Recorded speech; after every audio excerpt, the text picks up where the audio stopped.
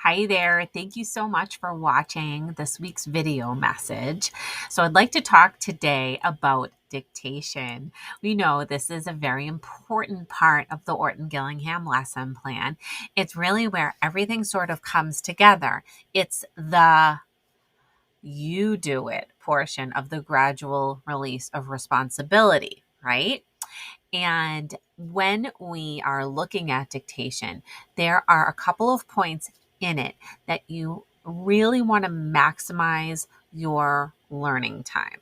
So I'm just going to go over a few things with you, just a couple of quick tips to maximize that dictation portion of your lesson. First of all, for some students, yes, they get a plain piece of paper that they learn how to head themselves, that they fold in half, name, date, number it for the sounds, words, sentences at the bottom. They absolutely learn how to do that for some kids. And you know what? The longer I work with the student, yes, they will get this paper. But for some kids, it really need a very structured format paper. I do give them my already lined and ruled paper. Okay, so just covering up this child's name here. So name and date. I always ask them, so what was today's lesson about? Okay, so we were doing a consonant E. So VCE, long A. And so sounds up here. That's fine, right? So there's our what says portion. And then for SOS, the words are here. And there's something with those words. When they finish writing all the words out and they've gone through all the steps of SOS, you may think to say to them, okay, now go back and read me the words 1 through 10. Don't do it at that point. Hang on to that for just a minute. Then at the bottom is our dictation for sentences in the sentence form. Okay, so it was like, the red snake is by the gate. I prompted for by because we haven't gone over why as long I just yet. I make them underline the words that have followed that particular skill or concept for this day. I said, okay, so what were we learning today? We were practicing long A with VCE. Okay, I want you to find the words and underline them. Okay, they underline them. Okay, read them to me. Snake gate. Same with number 2. Okay, it was like the brave kid will win the game. Okay, so underlining brave and game, and then reading them.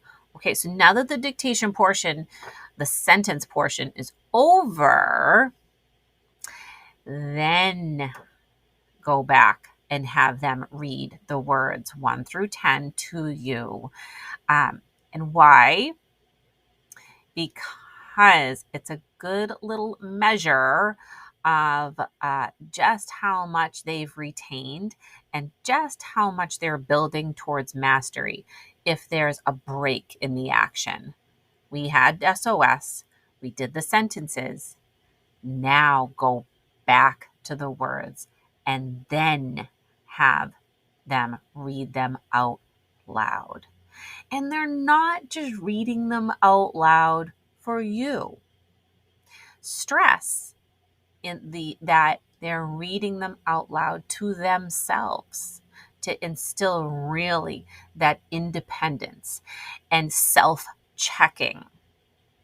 I don't know whether you can tell, but I'm trying to find one. It's a little hard to see here. But that student on Bake had done BACK at first and instantly looked at it and said, no, saying A, not A, and went back and corrected it before I had to do any of my little prompts or anything like that to get them to learn how to self-correct it.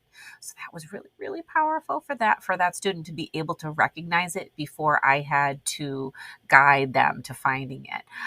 So I was really, really proud of that. But anyway, so this is just, going through, having them underline the words, or you can give them a highlighter or something. Like I have these little gel highlighters that don't bleed through the paper that I really, really like. And I always go back to SOS and have them read those words then a final time. And you'll be surprised to see if they misread any of. You really will be able to tell whether they're building towards mastery. And if you do see them stumbling over any of these words, absolutely make a note of that for next time in their lesson, so that when you're building and reading words, those words are in there. When you have any kind of dictation, any kind of game review where there's encoding practice, pop those in there as well. Okay, so this is just to get you, I just want to show you this example just to have you be a little more reflective on maximizing your dictation lesson, but also thinking about the next steps for students as they're working towards mastery. Okay, so I hope that was helpful. Thank you so much, and let me know if you have any questions. Bye-bye.